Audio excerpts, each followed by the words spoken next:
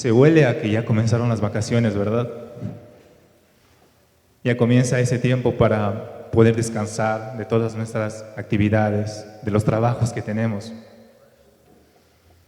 Algo que es importante tomar en cuenta para este tiempo de vacaciones: no nos olvidemos de Dios, no nos olvidemos de la presencia de Dios, que la presencia de Dios nos acompaña durante todo este tiempo. Pese a que vamos a viajar, vamos a compartir con la familia, no dejemos de lado la presencia de Dios, porque Él está siempre con nosotros, ¿sí? Para comenzar este mensaje quisiera presentarles el título. Dios ha hablado a mi corazón en esta semana para traer este mensaje el día de hoy a ustedes, y le he puesto como título: La presencia primero. ¿Te atreves a no avanzar sin Él? Esta es una pregunta que quizá nos hemos hecho muchas de las veces, porque sabemos que la presencia de Dios se manifiesta en nuestras vidas, pero ¿realmente tomamos la decisión de que Él esté en nosotros en todo momento? Y para ello les voy a pedir que vayamos a nuestras Biblias. Vamos al libro de Éxodo. Vamos a estudiar en esta mañana el capítulo 33, 15. Este es el texto base del sermón de hoy, Éxodo 33, 15. Y Moisés respondió: si tu presencia no ha de ir conmigo, no nos saques de aquí. Vamos a leerlo de nuevo.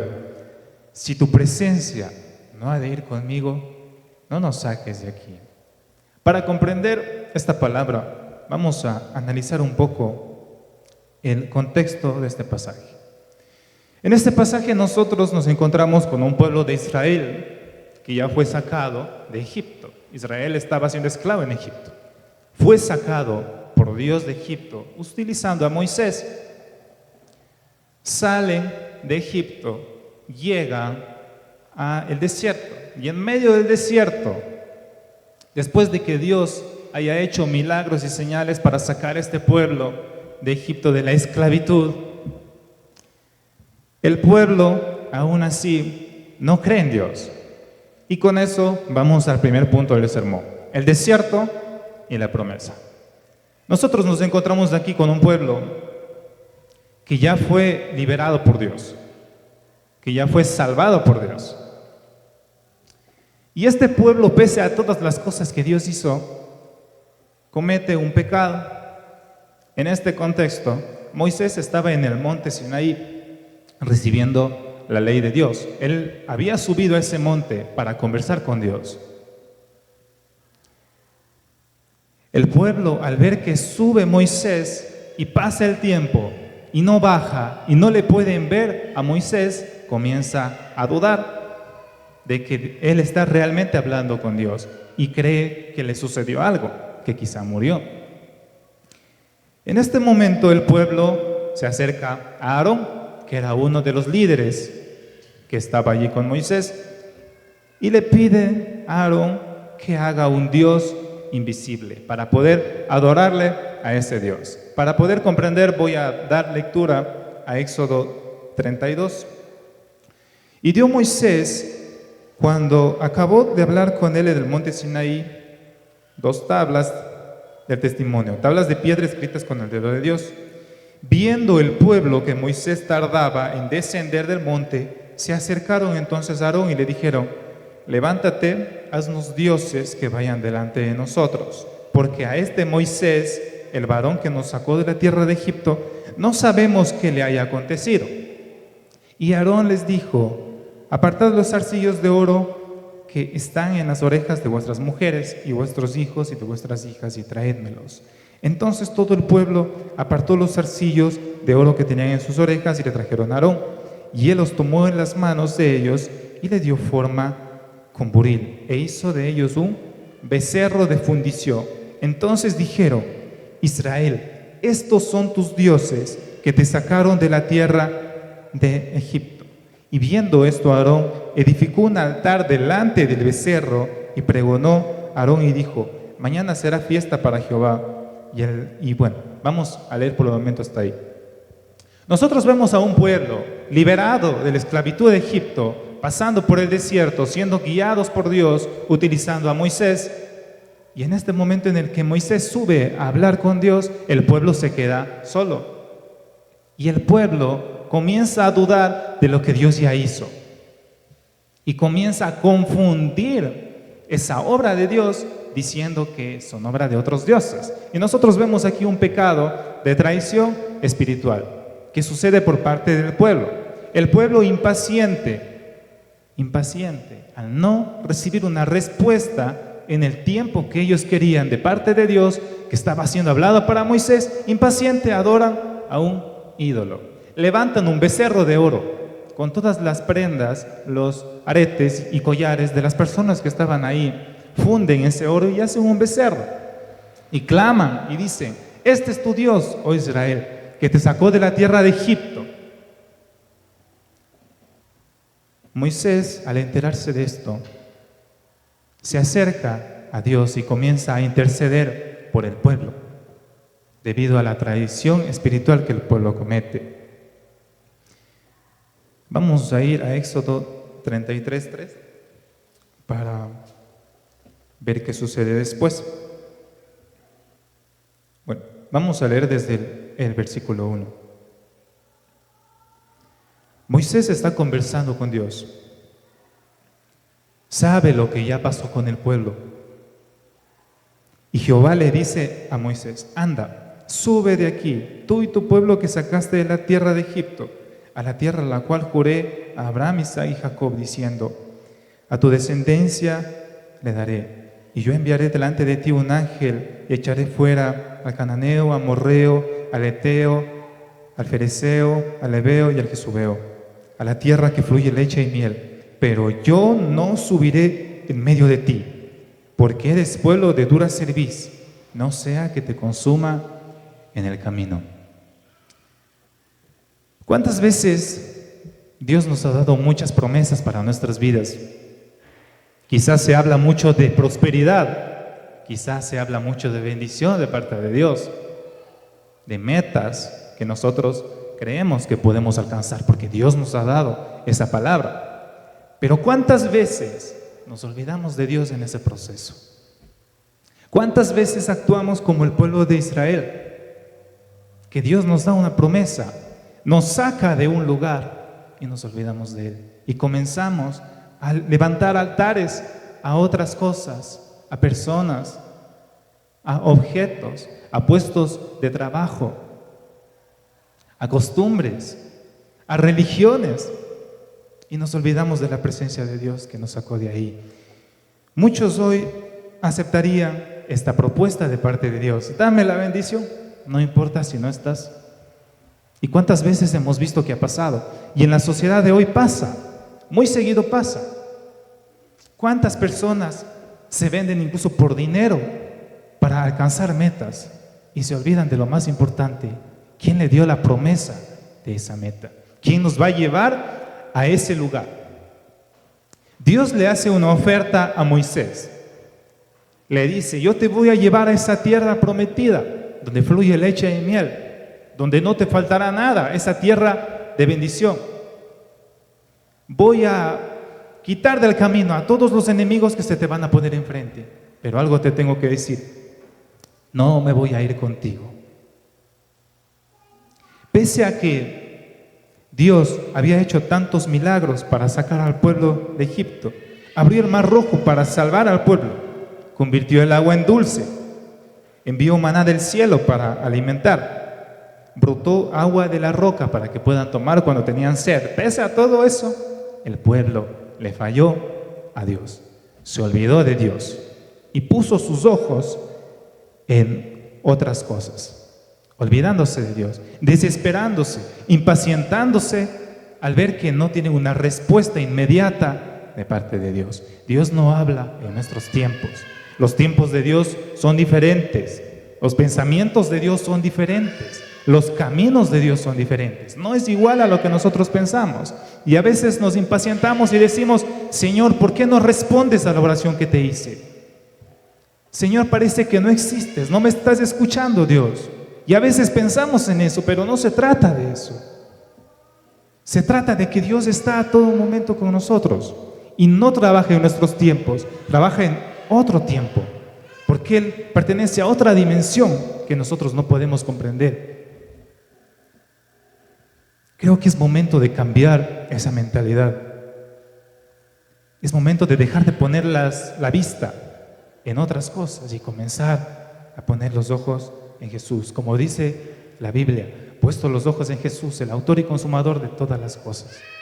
Dios quien creó los cielos y la tierra. Vamos a ir a la siguiente diapositiva, por favor. Vamos a centrarnos en el pasaje, en el texto base de este sermón.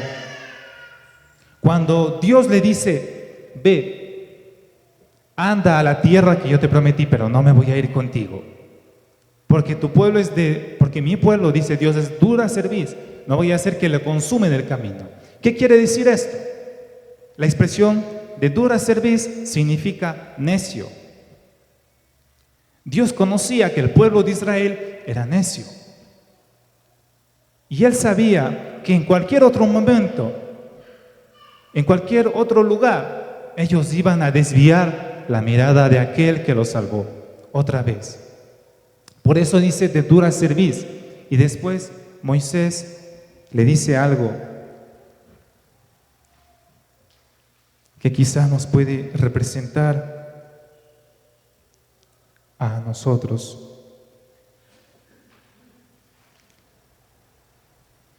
Y lo vamos a leer en Éxodo 33:15. Y Moisés le respondió, si tu presencia no ha de ir conmigo, no nos saques de aquí. A veces siento yo que no estamos valorando la presencia de Dios como realmente deberíamos hacerlo. Para comentarles un poco lo que pasa antes de esta conversación de Moisés con Dios, el pueblo le falla a Dios. Y Moisés en ese momento conversa con Dios. Pero Moisés levanta un altar lejos del campamento del pueblo de Israel. Y las personas, y Moisés le dice al pueblo, Dios ya sabe que ustedes le fallaron y Él va a traer juicio sobre ustedes. Y en ese momento el pueblo podemos ver que se da cuenta de lo que hizo. Porque a veces tenemos que esperar tanto tiempo para darnos cuenta de que Dios realmente está allí. Y nos desesperamos y nos olvidamos de Dios, pero Dios está ahí y Dios nos responde en otros tiempos. Y Moisés levanta un tabernáculo fuera del campamento en donde comienza a hablar con Dios.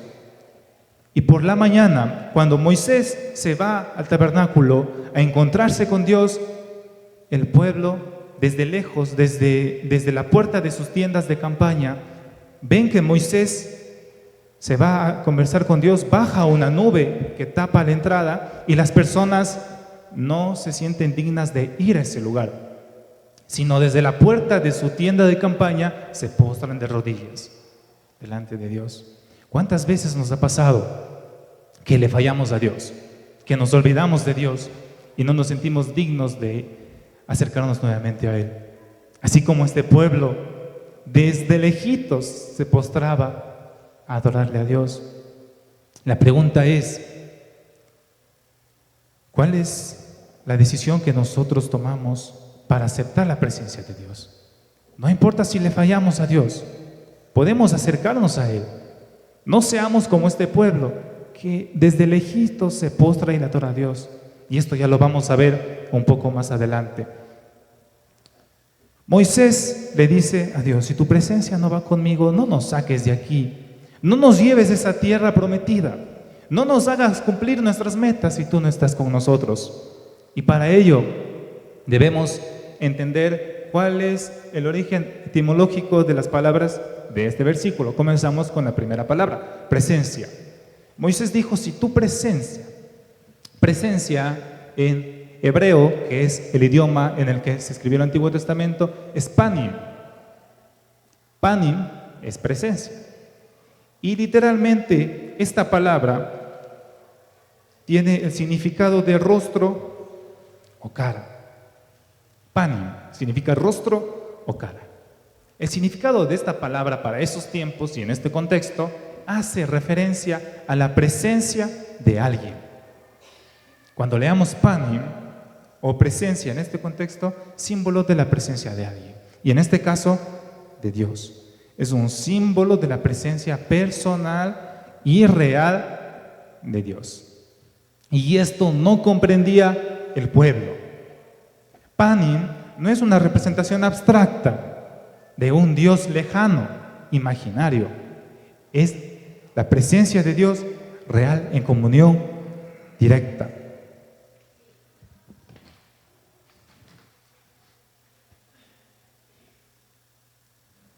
Moisés vemos que no estaba interesado, como el pueblo, en tratar de hacer una representación abstracta de Dios, una representación irreal, emocional y falsa de Dios. Él buscaba una comunión directa con Dios. Pásale, por favor. Vamos a ir a la siguiente parte. Si tu presencia no ha de ir conmigo. ¿Qué significa ir conmigo en este contexto? Va conmigo es halak. Halak va conmigo. Significado literal, andar, caminar, ir. Esta palabra en este contexto hace representación a que la presencia de Dios, panim, camina con el pueblo todo el tiempo, no es estático, camina todo el tiempo y está en movimiento con su pueblo. Nosotros siento que a veces hemos limitado el caminar de la presencia de Dios y a veces lo malinterpretamos y decimos, bueno, cuando yo voy a la iglesia, ahí tengo comunión con Dios. O cuando yo oro en mi casa, cuando yo leo la Biblia en mi casa, tengo comunión con Dios. Pero la presencia de Dios no es estática, está en constante movimiento. Y la presencia de Dios está en movimiento dentro de nosotros, llevándonos a ese lugar que nos ha prometido. Pero si nosotros ponemos los ojos en otras cosas, descuidamos ese caminar de la presencia de Dios en nosotros. Y quizá cuando lleguemos a esas metas, en el proceso de llegar a las metas que tenemos, Dios no esté con nosotros, porque hemos descuidado su presencia y hemos menospreciado su caminar. Ir conmigo. Moisés le decía, Dios, si tú no estás conmigo, si tu presencia no va conmigo, si tu presencia no está en medio de lo que yo estoy caminando hacia el proceso, si yo me muevo físicamente hacia la tierra prometida, pero tú no estás conmigo, pásale por favor, no me saques de aquí. No sacar de aquí es ala, la palabra en hebreo. Significado literal de la palabra, subir, ascender, mejorar, subir. Moisés rechaza cualquier ascenso o promesa de Dios si Dios no está con él, porque sabe que no va a ser duradero. Sabemos que dice en la Biblia, todas las cosas fueron hechas por él y para él. Nada de lo que hubiese sido hecho fuese hecho. Y a veces nos olvidamos de eso y creemos que hay cosas que están desligadas de Dios, objetos desligados de Dios. Ay, no, es que mi casa, es que mi trabajo es por mi esfuerzo. Todo lo hice por mí. Dios no hizo nada. Quizá a veces pensamos eso. Pero Moisés nos muestra aquí cuál es el deseo de su corazón. Y él sabe que cualquier ascenso o progreso de su vida, del pueblo de Israel, no tiene nada de significado si la presencia de Dios no está con él. En esta mañana yo quisiera motivar a que no nos olvidemos de la presencia de Dios y que su presencia esté caminando en todo proceso con nosotros, en todas las cosas que hayamos planeado, que la presencia de Dios esté con nosotros. Pásale, por favor. Y con ello vamos a ir al segundo punto. La presencia de Dios, lo que realmente nos distingue. Moisés reconoce que lo que distingue a su pueblo de las demás personas es que la presencia de Dios siempre los acompañó. Y eso es lo que marca la diferencia en nuestras vidas. Dios nos ha llamado hijos de Dios, reyes, sacerdotes. Y nosotros a veces siento que estamos descuidando ese llamado de Dios y queremos ser como los demás, parte del común denominador. Y Moisés comprendía esto y sabía que la presencia de Dios es lo que nos distingue de este mundo. Y leemos en Éxodo 33, 16 que dice: ¿en qué se considera que he hallado gracia en tus ojos, yo y tu pueblo, sino en que tú andes con nosotros? Así nosotros seremos apartados, yo y tu pueblo, de todos los pueblos que están sobre la faz de la tierra. Hermanos, la presencia de Dios, ya vimos que no es estática, camina en medio de nosotros, pero tampoco es una cultura o un rito solamente, sino es Dios mismo en medio de su pueblo.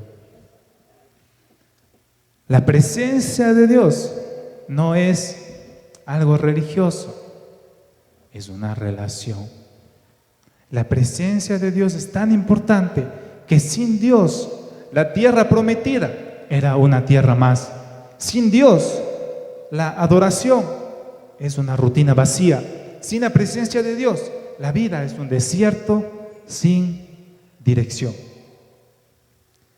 Comencemos a valorar la presencia de Dios, que es lo que realmente nos distingue y nos hace ser la luz en este mundo de oscuridad. Pásale, por favor. Vamos al punto número 3. Hoy la presencia de Dios habita en nosotros a través del Espíritu Santo.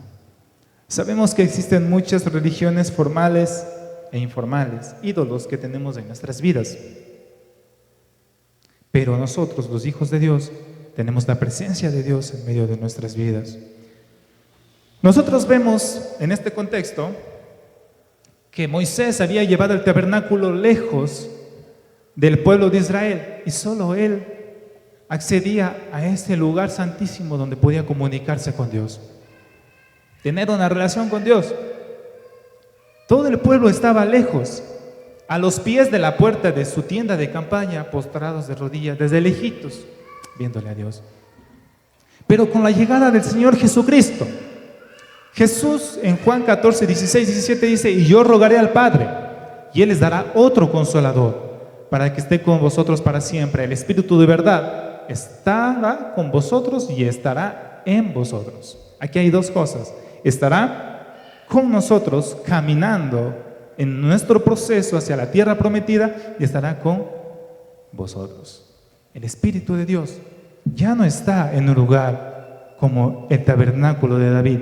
Ya no tenemos esa limitante que quizá en ese momento el pueblo de Israel no podía acceder a tener una conversación, una relación con Dios cara a cara. Si bien eran guiados por Dios, la presencia de Dios guiaba su proceso de caminar, pero no tenían una relación directa con Dios. Pero con la llegada de Jesús, Él nos dice: no se preocupen, no se van a quedar solos. Si bien yo soy el Hijo de Dios, no se van a quedar solos cuando yo me vaya. Les voy a dejar el Espíritu de la verdad. El Espíritu Santo estará con ustedes todos los días. Eso lo encontramos en Mateo 28 con la Gran Comisión.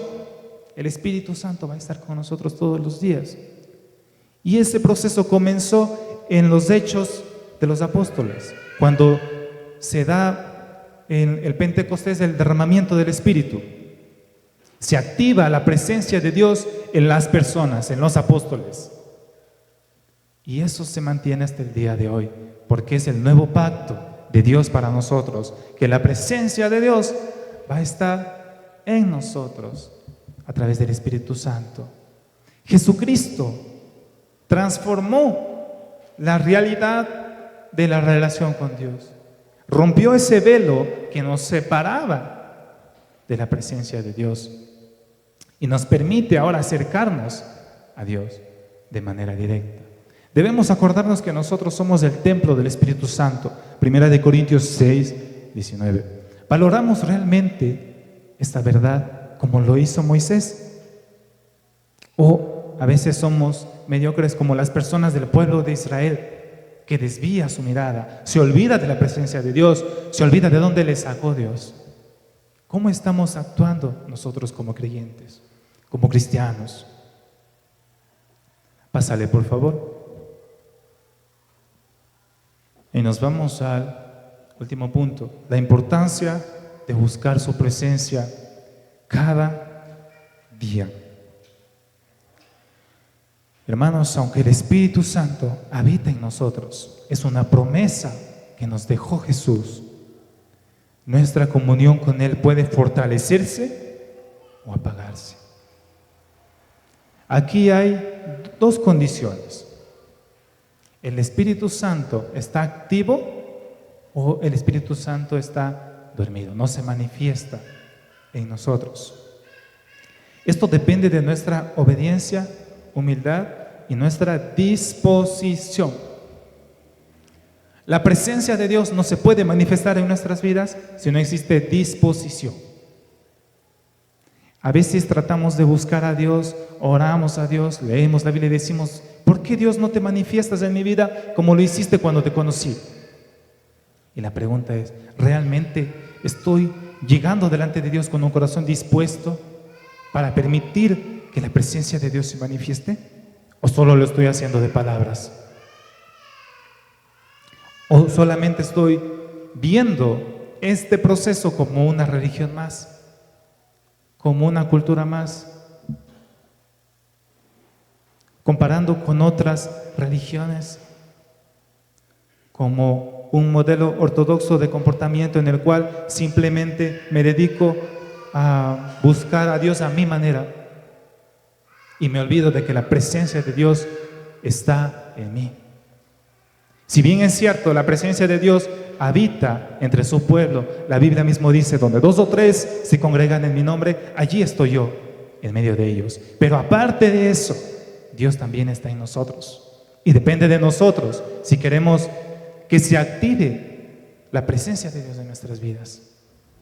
No depende de las demás personas, no depende de mis acciones, depende de la disposición de mi corazón y más que todo de mi obediencia. Efesios 4:30: no contristéis al Espíritu Santo de Dios. No hagamos que el Espíritu Santo de Dios se quede dormido en nuestras vidas. Si Dios nos da la oportunidad de acercarnos a Él, de tener su presencia en nuestras vidas, recordemos que Dios es espíritu y nosotros sentimos la presencia en nuestro espíritu. Y si nuestro espíritu está muerto, no vamos a poder sentir la presencia de Dios. Queremos sentir la presencia de Dios, avivemos nuestro espíritu. ¿Cómo podemos cultivar? Oración constante, hablar y escuchar con Dios. 2 acciones: hablar con Dios con mis palabras desde lo más profundo de mi corazón y escuchar de Dios a través de la lectura de su palabra. Palabra vida, revela su voluntad. La voluntad de Dios es buena, agradable y perfecta para nosotros, pero depende de nosotros si queremos conocer la voluntad. ¿Cómo conocemos la voluntad de Dios? Teniendo comunión con Él, hablando con Él, leyendo su palabra. Solo así sabemos qué planes tiene Dios para nuestras vidas. Vida de santidad, no entristecer al Espíritu. Si nosotros ya nacimos de nuevo, tenemos la oportunidad de tener la presencia de Dios, el Espíritu de Dios en nuestras vidas. No regresemos a ese lugar como los israelitas que en Egipto tenían la cultura y la costumbre de levantar ídolos de oro. Y los israelitas estaban volviendo a ese lugar, a las costumbres de ese lugar de donde fueron sacados por Dios. No regresemos a ese lugar de donde Dios nos sacó. No levantemos ídolos de oro como los israelitas. Vivamos en santidad. Dejemos atrás todas esas cosas. No volvamos. Sé que es difícil porque es parte de nuestra naturaleza espiritual heredada del pecado. pero lo podemos hacer. Dios nos da las fuerzas, la perseverancia, y Dios nos ha dado su Espíritu para poder vencer todo eso. Vivamos en santidad. Y como último apartado de este punto, adoración verdadera. La verdadera adoración nace de la obediencia. Quizá a veces se ha malinterpretado la palabra adoración con cántico, y adoración tiene que ver con cántico, pero no se limita solo al cántico. La base de la verdadera adoración es la obediencia. Partiendo de la obediencia, comienzan las expresiones que salen desde lo más profundo de nuestro corazón. Esa es la verdadera adoración. Hace unas semanas estaba viendo un congreso y un predicador decía: nosotros a veces queremos adorar a Dios y lo queremos hacer con cánticos de canciones en otro contexto de lo que otras personas vivieron. Y eso no está mal, porque las canciones traen la presencia de Dios, nos permiten entrar en la presencia de Dios. Pero adorar a Dios no es solamente cantar lo que otras personas ya cantaron desde su vivencia. Es cantar cosas que salen desde lo profundo de nuestro corazón, el deseo de nuestro corazón. Eso es adorar. Además de las canciones que nos llevan a la presencia de Dios, saquemos lo que está en lo más profundo de nuestro corazón, lo que sentimos por Dios. Podemos decirle: Dios, te amo, gracias Señor, porque tú me salvaste, gracias Señor, porque tú me transformaste. Te quiero alabar y adorar porque eres grande. Lo que sentimos en nuestro corazón tenemos que sacarlo. Y la adoración verdadera es la que sale de nuestro corazón. Exaltemos el nombre de Dios. Eso nos llena de paz. Jesucristo dijo: mi paz les dejo, mi paz yo les doy. No es esa paz como la del mundo, es otra paz que sobrepasa todo entendimiento. Nosotros no vamos a comprender la paz que Dios nos da. Es imposible comprender para nosotros, porque como dice la palabra de Dios, sobrepasa nuestro entendimiento, pero podemos recibir esa paz. Yo sé que todos en algún momento hemos sentido esa paz de Dios, y si sentimos ahora que ya no está esa paz, quizá es porque hemos descuidado esta parte importante de su presencia. Como conclusión, quisiera decir que no avancemos ni un paso sin Él. Pásale, bueno, ahí está, gracias. No avancemos ni un paso sin Él. Dejemos de buscar las metas con nuestros pasos, con nuestra dirección, y comencemos a dejar que el Espíritu de Dios guíe nuestros pasos, camine en medio de nosotros, y su presencia nos permita tener una comunión con Él, para que nos lleve a ese lugar donde su voluntad tiene para nosotros. El error de Israel fue cambiar a Dios por una imagen, y a veces sucede con nosotros. Tenemos a cambiar con Dios por otras cosas. ¿Cuáles pueden ser nuestros ídolos de hoy? El trabajo, las redes sociales, el dinero, rutina religiosa vacía. Pero el clamor que vemos en Éxodo de Moisés es volver al deseo sincero, a ese deseo cuando nos acercamos a Dios, cuando lo sentimos por primera vez. Dios es el mismo, no ha cambiado. Y Moisés le dice: Señor, no quiero seguir sin ti, no quiero avanzar sin ti. Pese a que tú me puedes dar muchas cosas, pese a que sé que puedo alcanzar muchas cosas, que no sea nada sin ti. Y yo quiero motivar el día de hoy que no tomemos decisiones sin Dios, no caminemos sin Dios, no aceptemos bendiciones vacías que quizá pueden llegar a nuestras vidas si no nos llevan a conocer el rostro de Dios. Es momento de pedir a Dios que despierte en nosotros un deseo profundo por su presencia, volver a la presencia de Dios donde una vez ya nos llevó. A veces el espíritu se puede entristecer, a veces el deseo se puede enfriar, pero eso no es el final. Dios nos da la oportunidad de avivar el espíritu y ya sabemos cómo hacerlo.